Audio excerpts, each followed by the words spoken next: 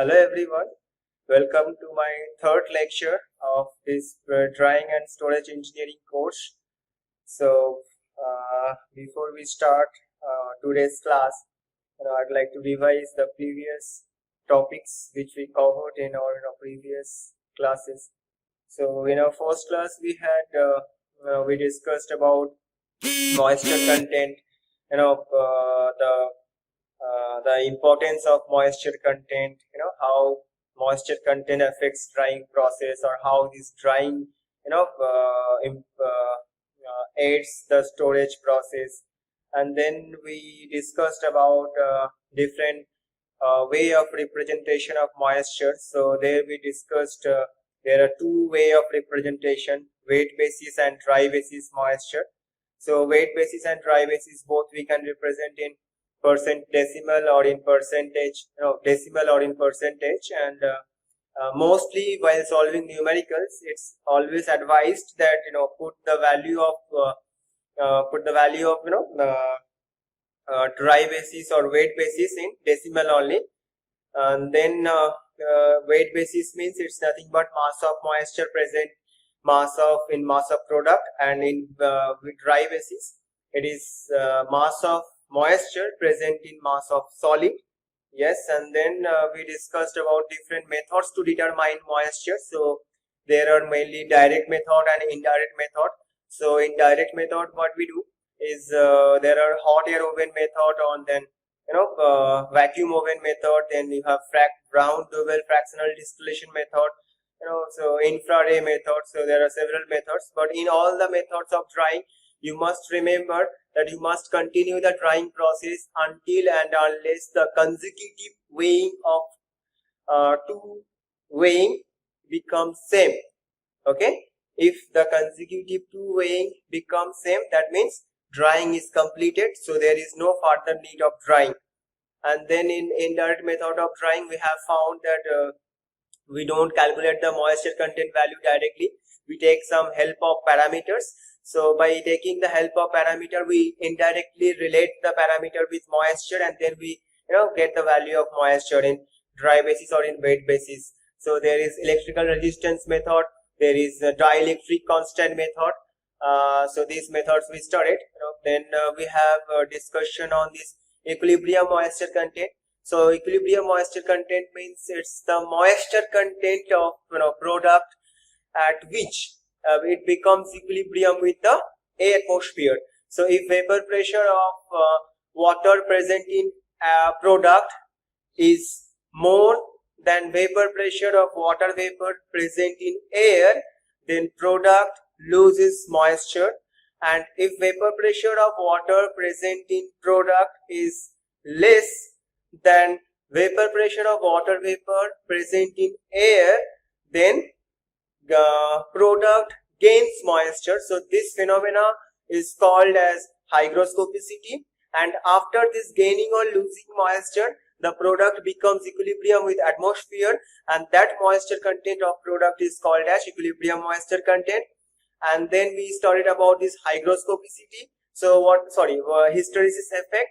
So the difference between this desorption and adsorption isotherm is called as hysteresis effect. So in this isotherm, we know that we plot the graph between equilibrium moisture content versus equilibrium relative humidity, and the graph between these two is called as sorption isotherm. So if paddy or product loses moisture, then it is called as desorption isotherm. If the product gains moisture, then it is called as adsorption isotherm. So this difference between desorption isotherm and adsorption isotherm at same relative humidity, remember, at same relative humidity is called as hysteresis effect. And then we have found some equilibrium moisture content models. That models generally help you to calculate the value of equilibrium moisture content without performing any experiment. Just using the formula, we can predict the equilibrium moisture content of the particular product at a particular definite temperature or relative humidity. So there are so many models we discussed, but out of those models, only remember Henderson equation is the most popular one. The formula is 1 minus RH equals to exponential of minus CT Me to the power n. So RH, the value is relative humidity and the value is in decimal. C and n both are constant, depends on temperature. T is the temperature in Kelvin and absolute temperature, and Me is the equilibrium moisture content in percentage, dry basis. And then lastly we discussed about this different types of moisture. So there are mainly 4 types of moisture: free moisture, equilibrium moisture, bound moisture, and unbound moisture. So unbound moisture, this is the moisture where the product loses water without supply of any energy. By natural means it loses moisture because there is a vapor pressure difference between product and atmosphere. So that is the unbound moisture. And beside unbound moisture, whatever the moisture is left inside the product, that is called bound moisture. And out of this bound moisture, some fragment or some portion of moisture is can be removed by drying process. So that moisture is called my free moisture.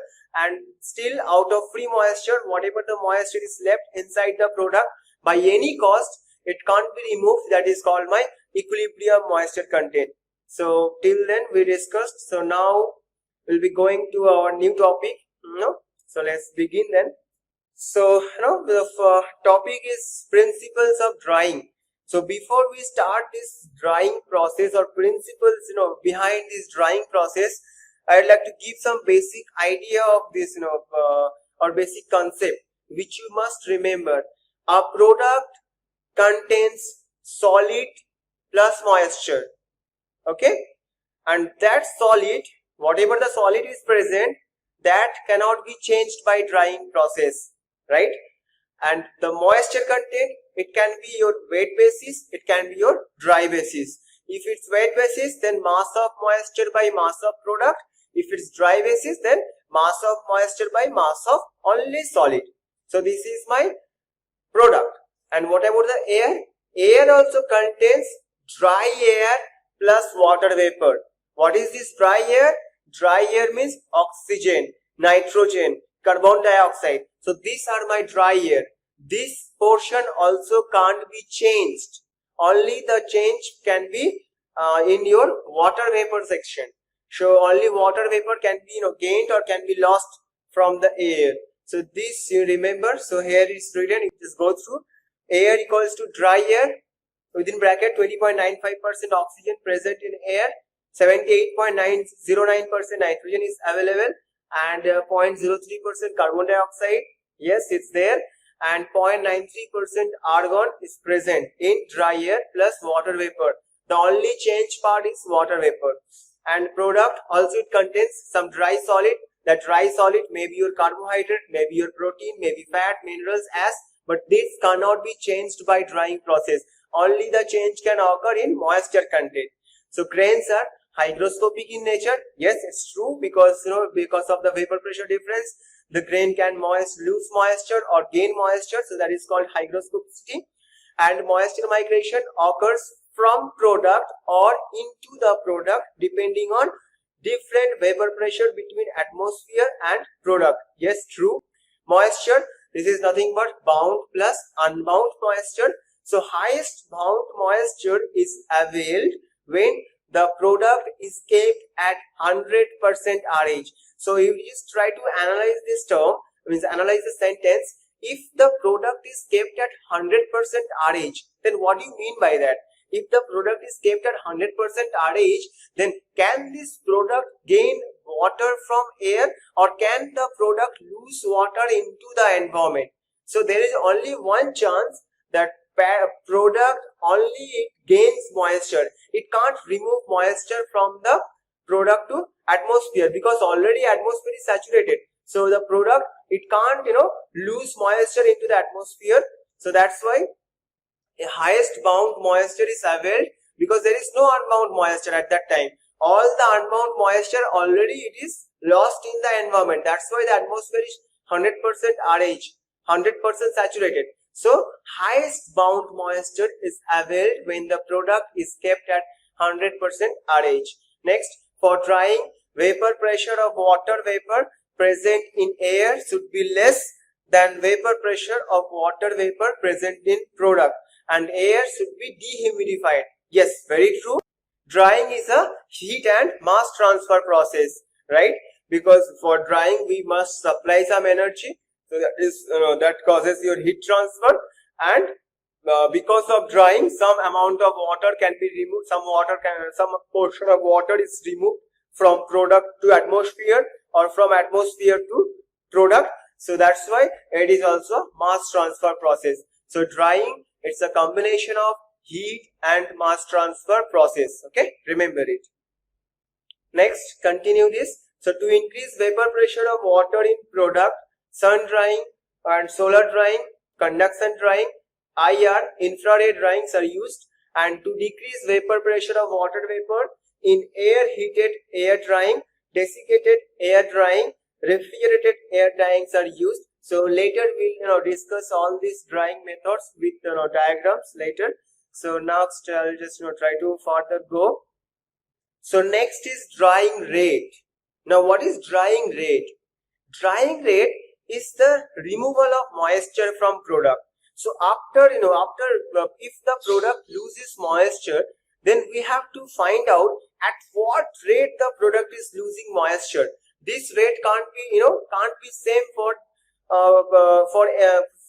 different products. For different products there must be different drying rate, because the products are different, their characteristics are different, their properties are different. So because of these differences, the drying rate must be different. So that drying rate we have to identify. So how do you do that? So we have different types of curves, so that we plot the graphs between moisture content versus time, or drying rate versus time, or drying rate versus moisture content. So by plotting these different curves, we predict the drying rate value. So drying rate is nothing but the removal of moisture content per unit time. So per unit time, how much moisture is lost from product, that is called as drying rate. Suppose drying rate is x kg per second. That means within 1 second the product is losing x kg of moisture. If the drying rate is 10 kg per second, that means within 1 second 10 kg of moisture is lost from the product. So there are different drying rates. One is constant drying rate, then comes falling drying rates, and then again these falling drying rates can be defined or can be classified into fast falling rate and second falling rate. So what is constant drying rate? Constant drying rate means, suppose take an example. Now you try to just try to imagine, try to picturize this example. You take one paddy, okay? You take one paddy, and that paddy you keep on the surface of the surface. Yes, you just keep the paddy on the surface. Next, what happens then? If the vapor pressure of water present in the paddy is more than vapor pressure of water vapor present in air, then paddy surface will lose moisture from paddy to atmosphere, and that happens without supply of any energy. That is very natural. So that's why that is called constant drying rate. Means the grain surface is fully saturated. Grain surface is fully saturated. So there is no need of supply of moisture from center to surface. From surface the paddy is losing moisture. So that is called constant drying rate. Now after this constant drying rate, it reaches a point. That point is called as critical moisture content. Now after this critical moisture content, now the grain surface is not saturated, right? So now the grain surface is not saturated at critical moisture content. Now the paddy, can it still remove moisture? Yes, possibility is there, because already I told you, if we supply energy, paddy can lose moisture. So now if you further further you proceed the drying process. So after critical moisture, the paddy will lose moisture. Now from where the moisture is coming? If the surface is saturated and the surface loses moisture, that was called as constant drying rate. Now the surface is not saturated. Now how this moisture is removing? Yes, the moisture can be removed if from interior portion. Suppose you take, just imagine one, oval type paddy, okay, and from the center of the paddy, if moisture is migrated on the surface of paddy, so from the center of paddy, if moisture migrates to the surface of paddy, then moisture is supplied to the surface. So in that case, again the drying rate continues. So that is called as falling rate. So this falling rate can be again classified into first falling rate and second falling rate. So from here you can see the graph between moisture content versus time. So if you see at A, there are different sections are there. A, B, C, and the last one is D. Now see, from A to B, that is called the adjustment.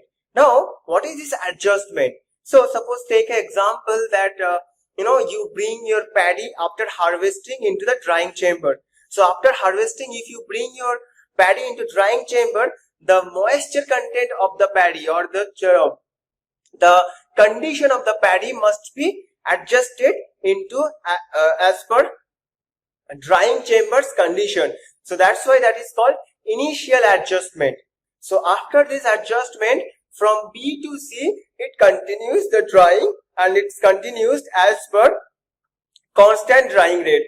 Now what is constant drying rate? I told you, if the product loses moisture from surface and that surface is fully saturated, then the product loses moisture and in drying rate, constant drying rate, and then it gains or it reaches to critical moisture content, and after this critical moisture content, constant drying rate stops and falling drying rate starts. Now what is falling drying rate? Same. Now we don't have any moisture. I mean our surface of the product is not saturated. So that's why now from interior or from the center of the product, the moisture will migrate from center to the surface, and that is called and then after that again the moisture content will start to leave the product, and that is called my falling drying rate. So again, this falling drying rate we can classify into first falling rate and second falling rate. These two we will discuss later on. And the next graph, you can see we have plotted the graph between drying rate versus moisture content. Now you just try to focus on the moisture content. That particular moisture content is given in dry basis or wet basis. See the units: kg per moisture by kg of moisture by kg of solid. Now what is this kg of moisture? Is nothing but the mass of moisture divided by kg of solid, means mass of solid. So mass of moisture present in mass of solid. Now what is called as wet basis or dry basis? It is called as dry basis moisture. Yes, because in wet basis moisture we take mass of moisture present in mass of product, but in dry basis we take mass of moisture by mass of solid present in product. Okay, so now if you plot the graph here, so here you will see adjustment is there from A to B or A dash to B, and then after this adjustment we come to this B to C. So here my drying rate is very constant, so that's why it's a very straight line. We can see here constant drying rate, and then we gain to this critical moisture. After this constant drying rate stops and then falling drying rate starts. So in falling drying rate, now the surface is not saturated, so now the drying rate will slowly it is going to be down. It means it will be decreasing. So that is called my first falling rate, and after this again my second falling rate starts. Okay, so here you can see most surface of the product behaves like free water surface, and it's a saturated surface. Drying period continues till the product surface is wet. Constant rate is continued till critical moisture content reaches. Critical moisture content is the function of product thickness of product, velocity of air, difference between humidity of air and weighted surface of product, and under controlled condition of temperature of weighted surface attains wet bulb temperature. So next we have here, some formulas are available. So we have seen that this constant drying rate was continued because the surface was weighted. If the surface was fully saturated, then without supplement of any energy, the moisture content will start to leave the product. That is constant drying rate. Now the question comes, how long this moisture will be leaving the product in constant drying rate? How long it can be continued? Yes, there is a formula between this formula behind this time of constant drying rate. The formula of time of constant drying rate or period of constant drying rate is M0 minus MC by RC. What is M0? M0 initial moisture content. Yes, M0 is initial moisture content.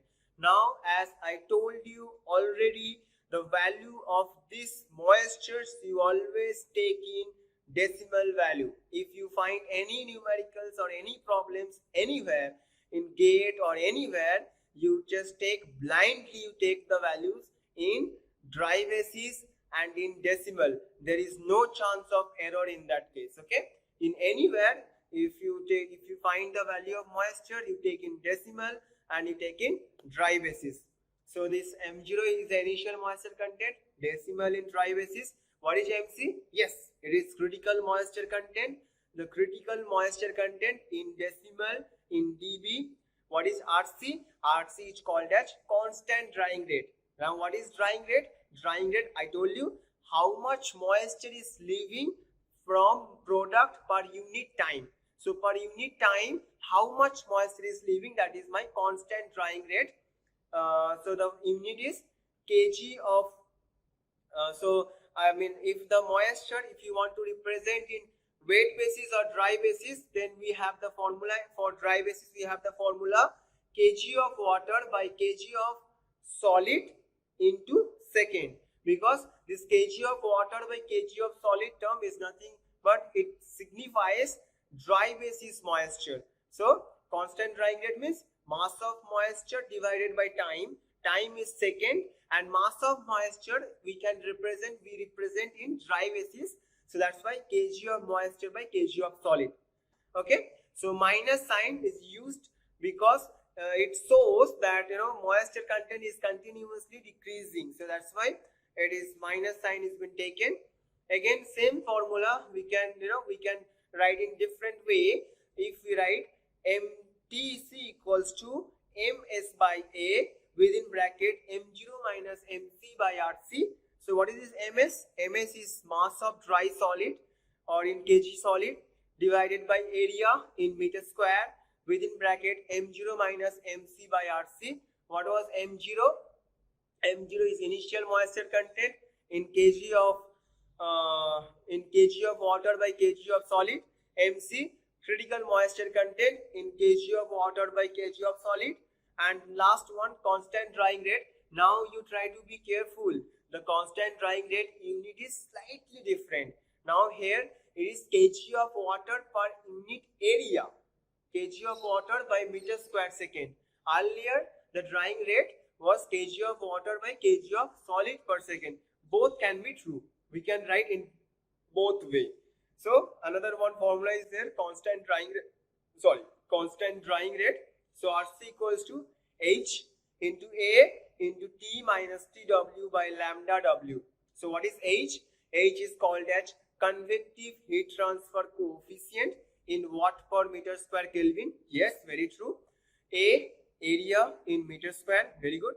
T, temperature of air, that is dry bulb temperature in Kelvin, and TW, temperature of exit air from the drying chamber, that is in wet bulb temperature in Kelvin. And last one, lambda W. So lambda W is latent heat of vaporization in joule per kg at wet bulb temperature. So now comes this critical moisture content. So what was critical moisture content? At this point, vapor pressure difference between wet surface and air becomes, yes, tell me, it becomes equalized or it becomes equal to dry product. That's why the product surface not become saturated. The product saturated surface is going to be end now at this critical moisture content. So at critical moisture content, constant rate it ceased, it stopped at constant drying rate, and then falling drying rate starts. So here also you can see the graph. I can I have plotted this equilibrium moisture content versus drying rate. So drying rate, if it constant means it's constant drying rate, then comes this critical moisture, then start falling drying rate, and again start second falling drying rate. So first falling and then second falling. So here comes this falling rate. Now you see, after this critical moisture, now the grain surface is not saturated, as I told you earlier. Now then how this drying occurs? Yes, I told you that from the center of the product, the moisture migrates from center to surface, and that supplies the moisture to be evaporated. Now from the surface, moisture is evaporated. Now let's take an example. You take an example. If you just just try to imagine, just try to picturize this. If on the surface more moisture is evaporated, okay. If from the surface, no, if from the surface less moisture is evaporated, and from center to surface more amount of moisture is migrated from center to surface. So what is happening? From center to surface more moisture is migrated from center to surface, and from surface less amount of moisture is evaporated. So in this case, the moisture evaporation will be counted as first falling rate, because in this case a sufficient amount of moisture is available from for evaporation from surface to atmosphere. Now in the second case, if you take now from center to surface, if less amount of water is migrated from center to surface, but from surface more amount of moisture is evaporated from surface to atmosphere. Now in that case, there is no sufficient moisture available. If there is no sufficient moisture available on the surface, then it falls under second falling rate. So this is all about your first falling rate and second falling rate. So here you can see cereal grains are entirely dried under falling rate. Why? Because in cereal grains the vapor pressure of the grain is very less, okay, is very less. That's why it can't lose moisture to the environment naturally. So for this we have to supply some energy. So that's why cereal grains are entirely dried under falling rate, because their constant drying rate is not possible. Why constant drying rate is not possible? Because vapor pressure of water vapor present in cereals is very less than vapor pressure of water vapor present in atmosphere. Next, after constant rate, all surface is no longer weighted, so true, and thus this weighted surface area is reduced. Next, surface becomes dry at the end. It is due to inability of moisture content to be conveyed from center of body to the surface, and thus rate of evaporation from surface to surrounding, it is reduced. In falling rate of temperature at surface, product is increased. Next, change in air velocity causes smaller effect than constant rate. Next, falling rate is a function of movement of moisture within material or from center to surface by liquid diffusion, removal of moisture from surface to atmosphere.